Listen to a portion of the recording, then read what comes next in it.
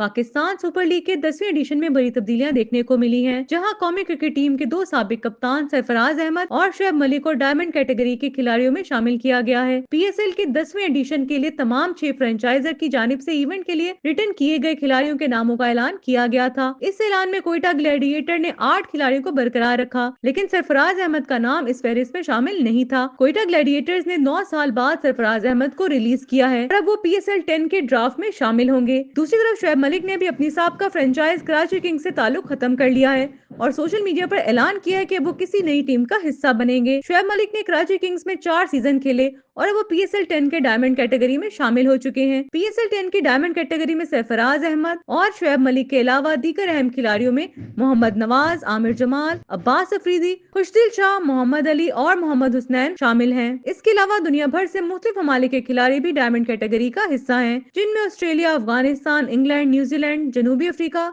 Bangladesh, Sri Lanka, West Indies और Zimbabwe के खिलाड़ी शामिल हैं।